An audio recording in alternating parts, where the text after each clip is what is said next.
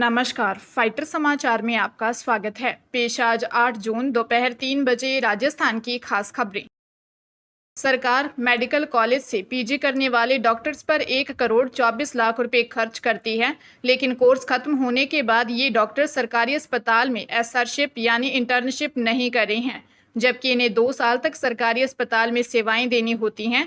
ये बात राजस्थान सरकार ने हाईकोर्ट में लगी रिव्यू एप्लीकेशन में कही है। सरकार की रिव्यू एप्लीकेशन में हाईकोर्ट की एकल पीठ ने दखल देने से इनकार कर दिया है। जस्टिस समीर जैन की अदालत ने सरकार के रिव्यू एप्लीकेशन को खारिज करते हुए कहा, बदली हुई परिस्थितियों में प्रथम दृष्टया सरकार की प्रार्थना उचित प्रतीत होती है, उस पर विचार किया जाना चाहिए, लेकिन मामला डिवीजन बेंच से विचाराधीन है। ऐसे में सिंगल बेंच इस मामले में कोई निर्णय नहीं दे सकती है। दरअसल सरकार ने सरकारी मेडिकल कॉलेज से पीजी करने वाले डॉक्टर्स द्वारा इंटर्नशिप नहीं करने पर इन डॉक्टर्स के खिलाफ कार्रवाई के लिए याचिका लगाई थी। झुंझुनू जिले के बिसाऊ थाना क्षेत्र में सड़क हादसे में एक ही परिवार के 3 सदस्यों की मौत हो गई। दुर्घटना गांगियासर रोड पर धीरासर स्टैंड के पास उस समय हुई जब एक बाइक सीमेंट के खंभों से भरी ट्रैक्टर ट्रॉली से टकरा गई। हादसे में मौके पर ही 2 लोगों की मौत हो गई, जबकि तीसरे ने अस्पताल ले जाते समय दम तोड़ दिया। मृतकों की पहचान न्यौला निवासी 32 वर्षीय विक्रम सिंह राजपूत, पटोदा निवासी 40 वर्षीय विक्रम सिंह और हरियाणा के फतेहाबाद निवासी 26 वर्षीय सुरेंद्र सिंह राजपूत के रूप में हुई है। तीनों आपस में मामा भांजे और रिश्तेदार थे। वे बिसाऊ से न्यौला गांव लौट रहे थे, जहां न्यौला निवासी विक्रम सिंह की मां का 2 दिन पहले 12वां संस्कार होना था। पुलिस ने मामला दर्ज कर लिया है और दुर्घटना के कारणों की जांच शुरू कर दी है। पुलिस ने ट्रैक्टर ट्रॉली को जब्त कर लिया है और चालक की तलाश कर रही है। दौसा जिले में पिता पुत्र की हत्या का मामला सामने आया। बताया जा रहा है कि महिला ने अपने घर फोन कर ससुराल में प्रताड़ित होने की शिकायत की थी। मामला जिले के पापदड़ा थाना क्षेत्र के खवाराजी के पास जौदिया की ढाणी का है। 32 वर्षीय घनश्याम बैरवा और उसके पिता 70 वर्षीय थान्याराम बैरवा का मर्डर किया गया। लालसोट एएसपी दिनेश अग्रवाल ने बताया कि घनश्याम और निर्मला के बीच आपसी विवाद होता रहता था। निर्मला का पीहर लिखली गांव में है। इस पर निर्मला ने अपने भाई और अन्य परिजनों को फोन पर शिकायत कर विवाद और प्रताड़ित करने की बात कही। इस पर निर्मला के घर वाले वहां पहुंचे। यहां दोनों के बीच विवाद हुआ। निर्मला को जब वापस ले जाने लगे तो पीहर पक्ष के लोगों ने घनश्याम और उसके पिता की हत्या कर दी। फिलहाल पुलिस मामले की जांच कर रही है। 12 जिला परिषद सभागार में जन सुनवाई में अंग्रेजी में सवाल सुनकर शिक्षा मंत्री दिलावर ने कान पकड़ लिए। दरअसल छात्रा दामिनी हाड़ा जन सुनवाई में अंग्रेजी में प्रश्न करने लगी। इस दौरान मंत्री दिलावर ने कान पकड़ हाथ जोड़ते हुए कहा, आप हिंदी में प्रश्न पूछें। छात्रा ने हिंदी में बात करते हुए कहा कि मैं विद्यार्थियों की परेशानियों को रखने आई थी। उसने कहा कि सक्षम माता पिता तो बच्चों को निजी स्कूलों में भेज देते हैं, लेकिन गरीब बच्चे सरकारी स्कूलों में जाते हैं, जहां पर पूरी तरह से सुविधाएं नहीं मिलती हैं। स्कूलों में बच्चों के भविष्य को और ज़्यादा अच्छा बनाने के लिए क्या योजनाएं हैं। इस पर मंत्री मदन दिलावर ने कहा कि सरकारी स्कूलों में भी निजी स्कूलों की तरह ही सुविधाएं उपलब्ध करवाई जाती हैं। यहां भी अच्छी आधारभूत सुविधाओं के ट्रेंड शिक्षक शिक्षा देते हैं। सरकारी स्कूलों के रिजल्ट भी अच्छे आ रहे हैं। उन्होंने कहा कि बच्चों को निजी स्कूलों में पढ़ाना एक फोबिया की तरह हो गया है। अलवर के ESIC medical college and hospital के आईसीयू में 32 वर्षीय महिला मरीज के साथ रेप का मामला सामने आया है, जहां महिला को ट्यूब का ऑपरेशन कराने के लिए हॉस्पिटल में भर्ती करवाया था। आईसीयू वार्ड में तैनात मेल नर्स ने महिला को नशे का इंजेक्शन लगाकर उसके साथ रेप किया। अगले दिन होश आने पर पीड़िता ने घटना के बारे में पति को बताया। इसके बाद एमआईए थाने में मामला दर्ज करवाया, जिसे लेकर पूर्व सीएम अशोक गहलोत ने कहा कि कांग्रेस सरकार के कार्यकाल में राजस्थान का हेल्थ मॉडल देश दुनिया में चर्चा का विषय बना था, परंतु भाजपा सरकार ने इसे बर्बाद कर दिया है। अलवर अस्पताल के आईसीयू में महिला रोगी से रेप की घटना इसका उदाहरण है। पीसीसी चीफ गोविंद सिंह डोटासरा ने भी सरकार पर निशाना साधते हुए एक्स पर लिखा कि अलवर में मेडिकल कॉलेज के आईसीयू में भर्ती महिला के साथ नर्सिंग स्टाफ द्वारा की गई दरिंदगी से पूरा राजस्थान शर्मसार है। हैवानियत की सारी हदें पार करने वाली यह घटना मानवता पर कलंक है। हरियाणा के पानीपत में प्रवर्तन निदेशालय ने मनी लॉन्ड्रिंग रोकथाम अधिनियम 2002 के तहत बड़ी कार्रवाई करते हुए पानीपत, दिल्ली, गाजियाबाद, नोएडा स्थित 12 ठिकानों पर एक साथ छापेमारी की।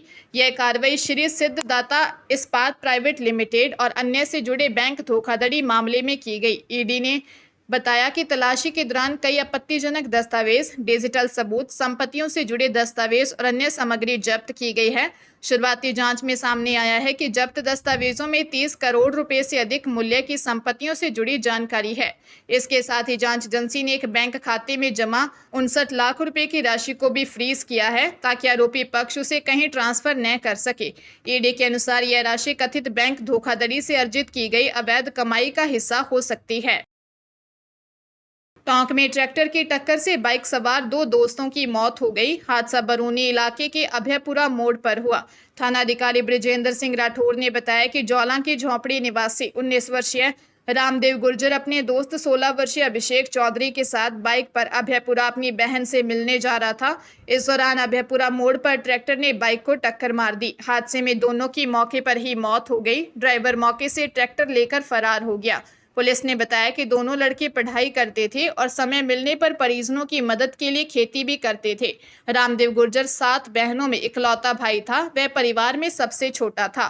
उसकी बहनों की शादी हो चुकी है। रामदेव ने हाल ही में 12वीं पास की थी। अभिषेक चौधरी 2 बहनों का इकलौता भाई था। राजस्थान के कृषि विभाग में 2 अफसरों द्वारा फील्ड में तैनात एक महिला कर्मचारी से यौन उत्पीड़न के आरोप सही पाए गए हैं। अब विभागीय स्तर पर दोनों के खिलाफ कार्रवाई की तैयारी है। जांच कमेटी के सामने पीड़ितों ने दोनों अफसरों पर लैंगिक प्रताड़ना के आरोप लगाए थे। मामले के खुलासे के बाद मुख्य सचिव सुधांश पंत ने विभाग से एक्शन टेकन रिपोर्ट मांगी है। उन्होंने कार्रवाई में देरी पर भी सवाल उठाए। मामले में अब कृषि विभाग के जिम्मेदार अफसरों ने चुप्पी साध ली है। दरअसल महिला कर्मचारियों ने लैंगिक उत्पीड़न के मामले का खुलासा एक गुमनाम चिट्ठी से हुआ। कृषि आयुक्तालय को 8 नवंबर 2024 को एक गुमनाम चिट्ठी मिली, जिसमें जिले में तैनात महिला सुपरवाइजरों ने 2 कृषि अधिकारियों पर लैंगिक उत्पीड़न के आरोप लगाते हुए कार्रवाई की मांग की थी।